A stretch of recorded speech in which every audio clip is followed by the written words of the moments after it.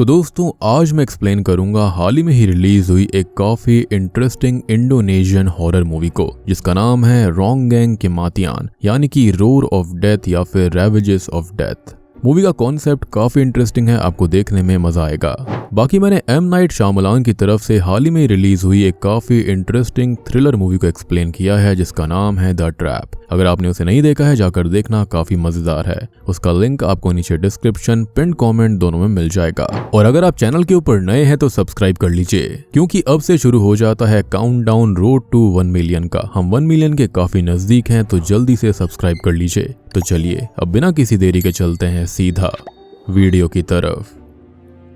तो मूवी की शुरुआत 2015 में मांगुन सारी नाम के गांव में होती है और हम सुलास्त्री को देख पाते हैं जो कि 4 लड़कों के लिए नाच रही होती है। खैर वहां पर अपनी साइकिल पर सुलास्त्री का बॉयफ्रेंड इमाम आता है और वहां सुलास्त्री को वो प्रपोज करने आया था। वो वहां पर बैठ जाता है और वहां पर वोंगसो नाम का एक पागल व्यक्ति भी होता है और वो भी सुलास्त्री से प्यार करता था। खैर इमाम उसे वहां से भगा देता है और सिगरेट पीने लगता है, लेकिन अचानक से तभी बहुत तेज आंधी आ जाती है और उस घर की सारी बत्तियां गुल हो गई थी जहां पर सुलास्त्री डांस कर रही थी। तो इमाम अंदर जाता है लेकिन अंदर बहुत ही ज्यादा अंधेरा था कि तभी कोई पीछे से एक रेडियो को इमाम के सर में मारकर उसे खत्म कर देता है। अब यहाँ से कहानी 7 साल बाद एक कपल लारासती और हार्डी पर फोकस करती है और आज उन दोनों की ग्रेजुएशन पूरी हो गई थी। हार्डी के पिता का नाम मार्तो होता है जो कि सब डिस्ट्रिक्ट हेड होते हैं। खैर हार्डी और लारासती शादी करने का सोच रहे थे। हार्डी यहाँ पर लारासती की शर्ट पर कुछ लिखता है और फिर वो उसे एक वॉच गिफ्ट करता है। लारासती बदले में उसे एक किस देकर वहां से अपने घर चली जाती है जो कि जंगल के पार था। खैर वो जा ही रही थी लेकिन रास्ते में उसका पैर किसी चीज में फंस जाता है और वो किसी तरह की बैग की पट्टी लग रही थी। लारासती उसे निकालने की कोशिश करती है और वो नोटिस करती है कि वो पट्टी काफी लंबी थी और उसका पीछा करते हुए उसे वो बैग मिल जाता है और उसके अंदर एक रेड स्कार्फ और एक रेडियो था। पास में ही एक कुआं भी था जिसके अंदर कोई काला सा लिक्विड निकल रहा था। यहाँ पर लारासती वो बैग लेकर अब वहां से जाने लगती है लेकिन तभी उसे पीछे से कुछ आवाज आती है, लेकिन पीछे मुड़कर देखने पर उसे वहां कोई नहीं दिखता। खैर अब वो घर चली जाती है लेकिन हम उस कुएं के अंदर से किसी के हाथ को देख पाते हैं, यानी कि वहां पर कोई ना कोई जरूर था। अब घर जाकर वो उस रेडियो को ऑन करने की कोशिश करती है लेकिन उसकी बैटरीज खराब थी। फिर वो अपनी फ्लैशलाइट से बैटरीज को निकाल कर रेडियो में डालती है लेकिन रेडियो फिर भी नहीं चलता। घर पहुंचने पर लारासती की माँ उसे डिनर करने के लिए बुलाती है और वो डिनर करने के लिए चली जाती है। यहाँ पर उसकी मॉम को स्किन कंडीशन थी जो कि कभी ठीक हो जाती थी तो कभी बिगड़ जाया करती। खैर अब लारासती की माँ चाहती थी कि लारासती सुलास्त्री की तरह ही एक रोंगेंग डांसर बने क्योंकि पहले लारासती भी कभी ऐसा चाहती थी। लारासती की माँ उसके लिए एक स्कार्फ लेकर आती है और उसे वो कुछ मूव्स दिखाने के लिए कहती है, लेकिन लारासती को डांस करना नहीं आता था, उसे कोई मूव याद नहीं थे और लारासती ये बोलती है कि वो कोई अच्छी नौकरी करना चाहती है और ये सुनकर तो उसकी माँ वहां से चली जाती है। तभी लारासती नोटिस करती है कि हार्डी की गिफ्ट करी हुई वॉच उसके हाथ में है ही नहीं क्योंकि वो कहीं पर गिर गई थी और उसे याद आता है कि वो वहीं पर गिरी होगी जब उसके पैर में वो बैग की पट्टी फंसी थी। इसलिए वो रेडियो में से बैटरीज निकालकर वापस अपनी फ्लैशलाइट में डालती है और जंगल में अपनी वॉच को ढूंढने चली जाती है, यानी कि वो अपने बॉयफ्रेंड की चीजों की काफी ज्यादा कद्र करा करती थी। फॉर्चुनेटली उसे वो वॉच मिल जाती है लेकिन उसे उसी कुएं में से फिर से किसी की आवाज आ रही थी, लेकिन लारासती के चेक करने पर वहां कोई नहीं होता, लेकिन हमने वहां पर किसी के हाथों को देखा था। खैर इसके बाद अब वो घर आकर सो जाती है और रात को वो रेडियो अपने आप चलने लगता है जबकि उसके अंदर बैटरीज नहीं थी। खैर तभी वो लाल स्कार्फ अपने आप लारासती के गले में आ जाता है और लारासती की मॉम को उसके रूम में से म्यूजिक की आवाज आने लगती है। वो वहां पर जाकर देखती है तो लारासती रोंगेंग डांस कर रही थी और वो भी एकदम अच्छे से, लेकिन तभी अचानक से लारासती बेहोश हो जाती है। खैर अगली सुबह हम मीनूर को देखते हैं जो कि एक रोंगेंग डांस टीचर है और वही सुलास्त्री की माँ भी है।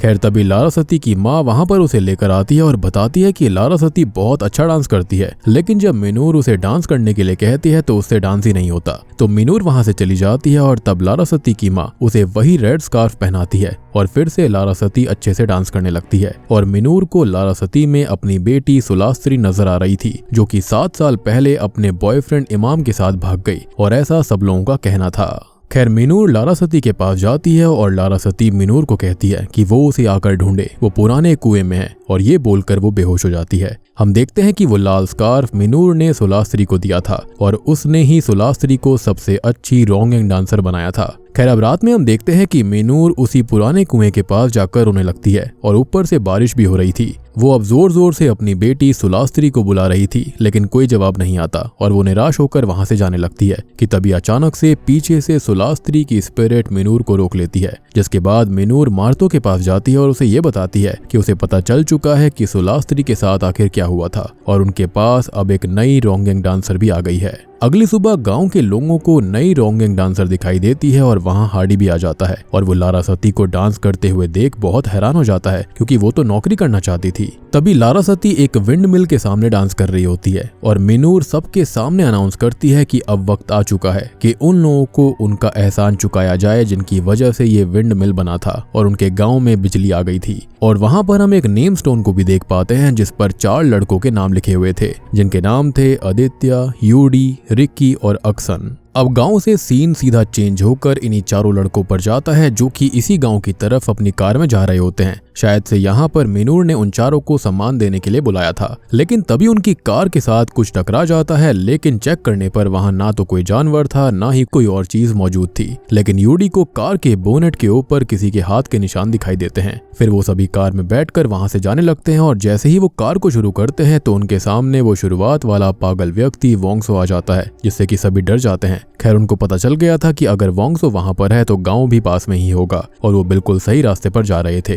वो जल्दी ही गांव पहुंच जाते हैं जहां पर सभी लोग उनका वेलकम करते हैं। सभी काफी खुश थे। फिर अब मार्तो उनको ये कहता है कि वो चारों गेस्ट हाउस में रह सकते हैं, जिसको सुनकर वो थोड़ा सा हिचकिचाने लगते हैं। खैर अब यहाँ पर लारासती और हार्डी उन चारों को गेस्ट हाउस तक लेकर जाते हैं और वहाँ पर उन्हें 7 साल पहले वाली रात याद आती है जब वो सभी बहुत ज्यादा ड्रिंक कर रहे थे और सुलास्त्री उनके सामने डांस कर रही थी। आपको याद होगा कि शुरुआत में 4 लोगों के सामने सुलास्त्री नाच रही थी, तो ये 4 लोग वही थे।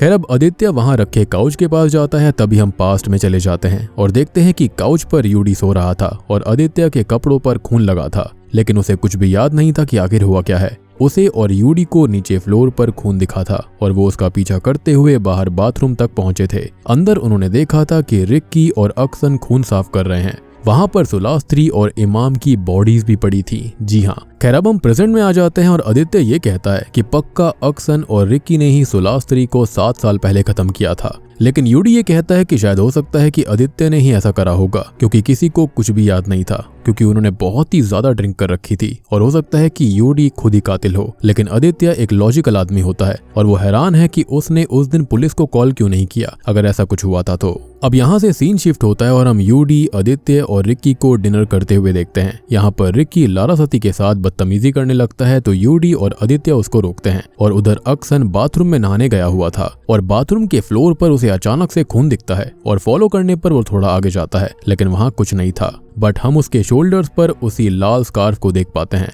लेकिन जब अक्सन देखता है तो वहां पर कुछ नहीं होता, लेकिन तभी कोई पानी में से उसे अंदर खींचने लगता है और अचानक से वो गायब हो जाता है और अक्सन ये देखता है कि वहां पर पानी है ही नहीं और बाथटब में एक पिन गिरी हुई थी। अब वो उस पिन को अपने पास रख लेता है। फिर हम आदित्य को देखते हैं जिसे अपनी गर्लफ्रेंड को टेक्स्ट करना था, लेकिन वहां पर सिग्नल्स नहीं आ रहे थे, इसलिए वो ऊपर पहाड़ी पर जा रहा था। तो यूडी भी उसके साथ चला जाता है और उधर अक्सन रिक्की को वो पिन दिखाता है और बताता है कि वो पिन उसे बाथरूम में मिली थी और वो पिन कॉलेज एसोसिएशन मेंबर्स को दी गई थी और आदित्य और यूडी मेंबर्स थे। तो इसका मतलब हो सकता है कि शायद उन दोनों ने ही सुलास्त्री को खत्म किया होगा। फिर हम रिक्की और अक्सन का पास्ट देख पाते हैं और वो दोनों अगले दिन खून का पीछा करते हुए बाथरूम में पहुंचे थे, जहां पर उन्हें सुलास्त्री और इमाम की बॉडीज मिली थी। उन्हें लेकिन कुछ भी याद नहीं था कि उन दोनों को किसने खत्म किया। तभी हम प्रेजेंट में आ जाते हैं और अक्सन की बात पर रिक्की काफी हंसने लगता है और कहता है कि जो कुछ भी हुआ वो 7 साल पुरानी बात थी, इसलिए वो सारी चीजों को भूल जाए। इधर आदित्य बोल रहा था कि रिक्की और अक्सन ने ही सुलास्त्री को खत्म किया है, क्योंकि वो दोनों लारासती के साथ भी बदतमीजी कर रहे थे और शायद हो सकता है कि 7 साल पहले भी उन्होंने ऐसा किया होगा। माइट भी ऐसा हो सकता है कि सुलास्त्री ने उन दोनों के साथ जाने के लिए मना कर दिया होगा और गुस्से में आकर उन दोनों ने ही उसे खत्म कर दिया। खैर यूडी कहता है कि उनके पास कोई सबूत नहीं है और वो दोनों अब आगे बढ़ने लगते हैं और आगे उन्हें वोंगसो मिलता है जो कि उन्हें डरा देता है। फिर वो भी उनके पीछे जाने लगता है, जिसके बाद हम फिर से अक्सन और रिक्की को देखते हैं और रिक्की भी अब अक्सन की बात पर ध्यान दे रहा था और वो दोनों ही आदित्य से जेलस हो जाते हैं क्योंकि वो उनमें सबसे ज्यादा सक्सेसफुल था। तभी हम नोटिस करते हैं कि आदित्य सिग्नल्स को ढूंढ रहा था ताकि वो अपनी गर्लफ्रेंड को मैसेज कर सके और वोंगसो को आसमान में चांद दिखाई देता है तो वो ये कहता है कि चांद का शेप काफी अजीब है और बहुत सारे लोग गांव के अंदर पजेस होने वाले हैं, और ये बोलकर वो वहां से भागने लगता है, जिस वजह से आदित्य के हाथ से फोन नीचे गिरकर टूट जाता है। आदित्य वोंगसो के पीछे उसे पीटने के लिए जाने लगता है, लेकिन यूडी उसे रोक लेता है और कहता है कि वोंगसो ने वो जानबूझकर नहीं किया। खैर फिर वो वापस गेस्ट हाउस की तरफ जाने लगते हैं और रास्ते में उन्हें वही कुआं दिखाई देता है और हम फिर से पास्ट में आ जाते हैं जिस दिन उन्होंने सुलास्त्री और इमाम की बॉडीज को उस कुएं के अंदर फेंक दिया था। हम देखते हैं कि वो उन दोनों की बॉडीज को बोरियों में डालकर उस कुएं तक लेकर आए थे,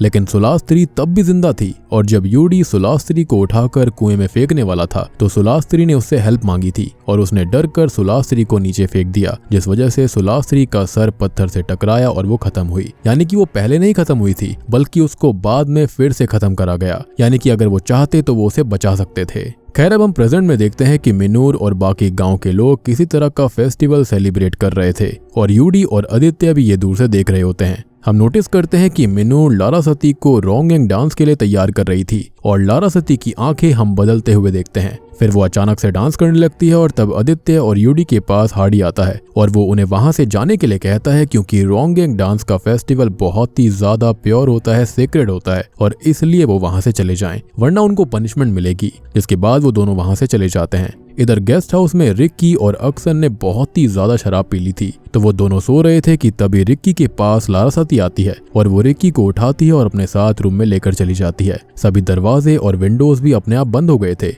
यानी कि यहाँ पे सुपरनैचुरल फिनोमिना शुरू हो चुका था। पहले तो वो उसे सीड्यूस करने लगती है, लेकिन फिर वो अपने स्कार्फ से रिक्की का गला दबाने लगती है और अचानक से ही वो सुलास्त्री का रूप ले लेती है और रिक्की का गला अपने हाथों से घोट देती है। तभी वहाँ आदित्य और यूडी भी आते हैं और वो रिक्की की आवाज सुनकर दरवाजे को खटखटाने लगते हैं, लेकिन रिक्की दरवाजा नहीं खोलता तो अक्सन दरवाजे को तोड़ देता है और वो ये देखता है कि रिक्की खुद अपना गला दबा रहा था। इसलिए आदित्य एक पानी की बाल्टी लाकर रिक्की के फेस पर डालता है, जिसके बाद में रिक्की होश में आता है। खैर अक्सन अब आदित्य और यूडी को वो पेन दिखाता है और उन दोनों पर सुलास्त्री के खून का इल्जाम लगाने लगता है। तो आदित्य ये कहता है कि हो सकता है कि अक्सन ने ही सुलास्त्री को खत्म किया हो, क्योंकि अक्सन ने एक बार एक मसाज पार्लर वाली में काम करने वाली लड़की को प्रेग्नेंट कर दिया था और फिर उसने उसके साथ शादी भी करी थी। ये बात सुनकर अक्सन आदित्य के ऊपर गुस्सा करने लगता है और वो आदित्य के ऊपर चीजें उठाकर फेंकने लगता है। तभी अचानक से वो एक चाकू उठा लेता है, लेकिन इससे पहले कि वो आदित्य के ऊपर हमला करता यूडी अक्सन से वो नाइफ छीन लेता है। फिर सीन शिफ्ट होता है और अगली सुबह वहां पर हार्डी और लारासती आते हैं। वो अंदर आकर सारा सामान बिखरा देखते हैं और वो सारा सामान ठीक करते हैं। फिर वो सभी ब्रेकफास्ट करने लगते हैं और सभी ये कहते हैं कि वो वहां पर नहीं रहने वाले और वो आज ही जाने वाले हैं। तो हार्डी ये बोलता है कि वो जिस सेरेमनी में उन चारों का शुक्रिया करने वाले हैं वो तो कल है, तो वो वहां पर प्लीज रुक जाएं, लेकिन वो इसके लिए नहीं मान रहे थे।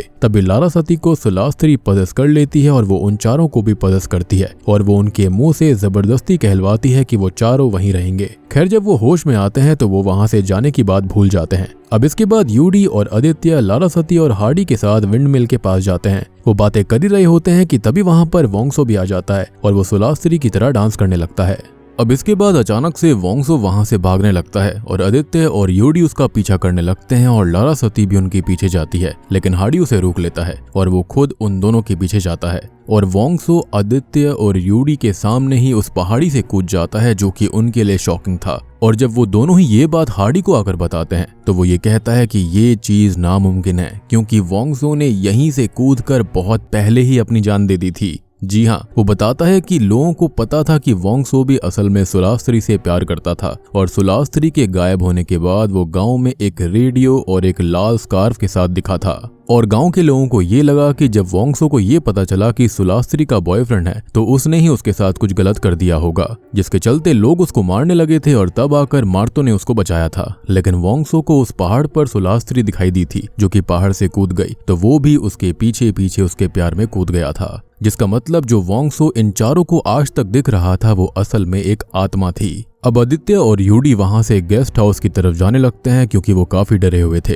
रास्ते में आदित्य यूडी को कहता है कि उन्हें रिक्की और अक्सन का कन्फेशन लेना ही होगा। अब सीन शिफ्ट होता है और हम आदित्य को मार्तो और हार्डी के पास जाता हुआ देखते हैं। वो ये कहता है कि उसे उनसे कुछ बात करनी है और फिर सीन रात को सेरेमनी पर शिफ्ट होता है और गाँव के लोग उन चारों को शुक्रिया करते हैं और उनको एक ड्रिंक पीने के लिए देते हैं, लेकिन आदित्य वो ड्रिंक नहीं पीता। और इसका रीजन ये होता है कि आदित्य मार्तो से बात करने गया था, लेकिन उसने बाहर से मार्तो और हार्डी की बातें सुन ली थी। वो बात कर रहे थे कि अगर उन चारों में से किसी ने कन्फेशन नहीं दिया तो सुलास्त्री की आत्मा को कभी शांति नहीं मिलेगी और उन चारों की जान को भी खतरा है। तब आदित्य ने मार्तो को बताया था कि सुलास्त्री को रिकी, यूडी और अक्सन ने खत्म किया था। उन्होंने पहले उसके साथ गलत काम किया और फिर उसे खत्म करके कुएं में फेंक दिया था, विच एक्सप्लेन्स कि उस कुएं के अंदर से हाथ क्यों बाहर आ रहे थे और वहां पर काला लिक्विड क्यों था। बेसिकली वो नेगेटिव एनर्जी और हेट को दर्शा रहा था जो सुलास्त्री के अंदर भरा हुआ था। अब आदित्य मार्तो और हार्डी को यह बताता है कि असल में उन तीनों ने ही उसे जान से मारने की धमकी दी थी, जिस वजह से उसने कुछ नहीं बताया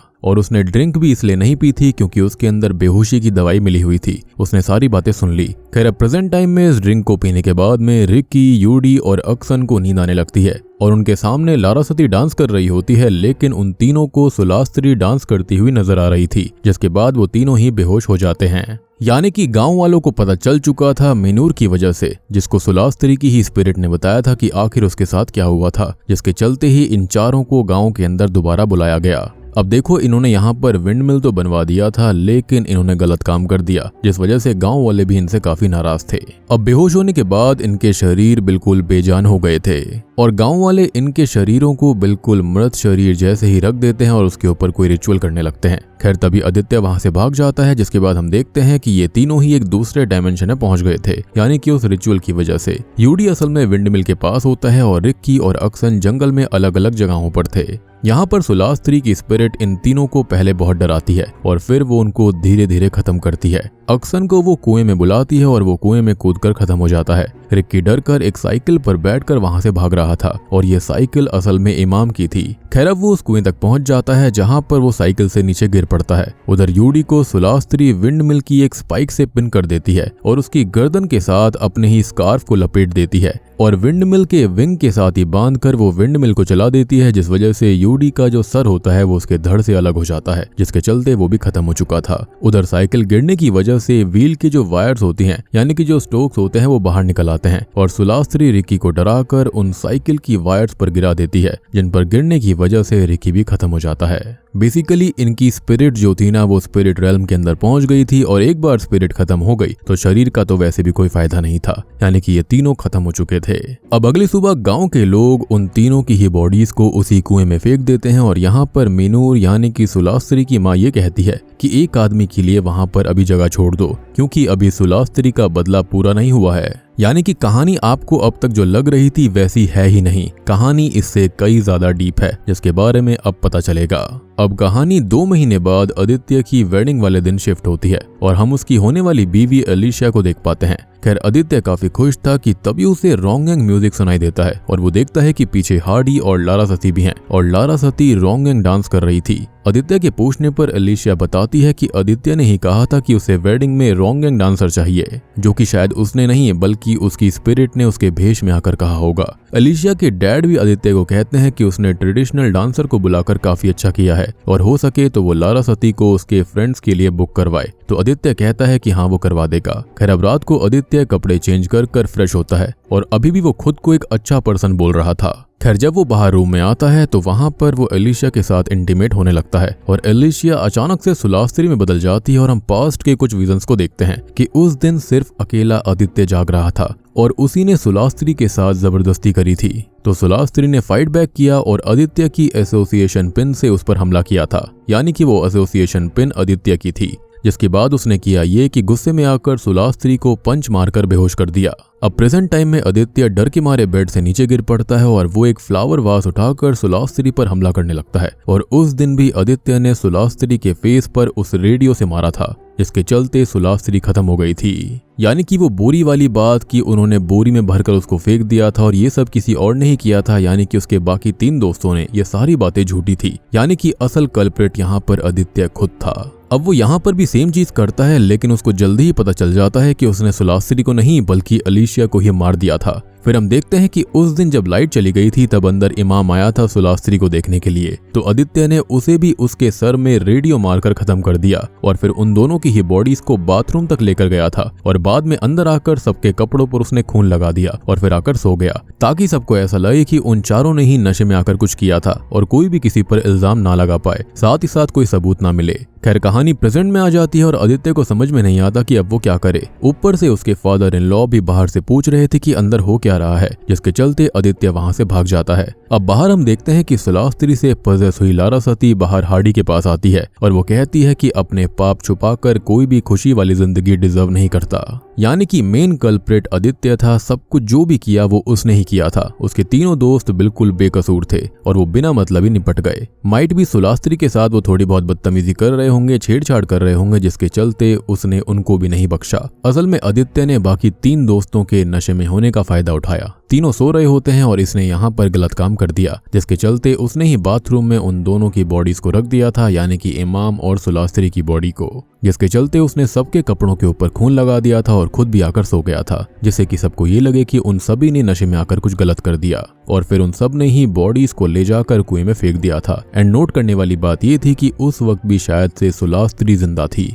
जैसा कि यहाँ पर बताया गया था, और डर के मारे आदित्य ने फोर्स किया होगा कि इन दोनों को ही कुएं में फेंक दो, नहीं तो वो फंस जाएंगे। बेसिकली वो खुद को बचाना चाहता था और सुलास्त्री ने इन सबको इसलिए मारा क्योंकि कहीं ना कहीं सभी कल्प्रिट थे, सबने यहाँ पर बातें छुपाई थी, लेकिन मेन कल्प्रिट यहाँ पर आदित्य ही था। खैर अब इसके बाद हम मिनूर को यानी कि सुलास्त्री की मां को देखते हैं, जो कि अपनी बेटी की आत्मा की शांति के लिए प्रे कर रही होती है। तभी हम नोटिस करते हैं कि आदित्य एक बेल्ट की हेल्प से स्टेयर की रेलिंग के साथ खुद को ही खत्म कर लेता है और सुलास्त्री की आत्मा को फाइनली शांति मिल जाती है। खैर मूवी के अंतिम सीन में हम उसी विंडमिल और उसी नेम स्टोन को देख पाते हैं, जिस पर इन चारों लड़कों के नामों को मिटा दिया गया था। यानी कि विंडमिल बनाने के बदले में वो लोग कुछ भी गलत नहीं कर सकते थे और ये चीज वही दर्शाती है। और बूम, इसी के साथ में रोंगगैंग किमातियान मूवी यहीं पर खत्म हो जाती है। तो दोस्तों ये थी रोंगगैंग किमातियान या फिर रेवेजेस ऑफ डेथ या फिर रोर ऑफ डेथ मूवी की कहानी। उम्मीद करता हूँ कि आपको ये मूवी पसंद आई होगी। लारासती को स्कार्फ की वजह से सुलास्त्री की स्पिरिट पजेस कर रही थी, जिसके चलते मिनूर को उसने सारी बातें बताई थी और फिर मिनूर ने गांव वालों को सब कुछ बताया कि आखिर उसके साथ क्या हुआ था, उसकी बेटी के साथ क्या हुआ था। और जो गांव वाले आज तक सुलास्त्री को और इमाम को गलत समझा करते थे, उनको फाइनली पता चलता है कि वो दोनों तो अब जिंदा ही नहीं हैं। सब यही सोच रहे थे कि वो 7 साल पहले भाग गए थे, लेकिन वो अब जिंदा नहीं थे। तो मिनूर ने गांव वालों के साथ मिलकर इन चारों को खत्म करने का सोच लिया था। तभी यहाँ पर सुलास्त्री की आत्मा को शांति मिलती और जब जब लारासती डांस किया करती थी तो उसके पास सुलास्त्री का वो स्कार्फ होता था, जिसके चलते वो पोजीशन में आ जाया करती। बाकी आप लोग बताना कि आपको ये फिल्म कैसी लगी। मुझे तो कॉन्सेप्ट काफी इंटरेस्टिंग लगा, काफी डिफरेंट भी लगा। उम्मीद करता हूँ कि आपको वीडियो पसंद आई होगी। पसंद आई है तो वीडियो को लाइक कर देना, चैनल के ऊपर नए हैं तो सब्सक्राइब कर लीजिए। और एम नाइट श्यामलान की तरफ से एक काफी इंटरेस्टिंग थ्रिलर मूवी आई है जिसका नाम ट्रैप है। मैंने उसको एक्सप्लेन कर दिया है, अगर आपने मिस कर दिया है तो जाकर देख लेना। उसका लिंक आपको नीचे डिस्क्रिप्शन, पिन कॉमेंट दोनों में मिलेगा, चेकआउट जरूर करना, काफी इंटरेस्टिंग है। तो मैं आप सबको मिलता हूँ अगली वीडियो के साथ में, तब तक के लिए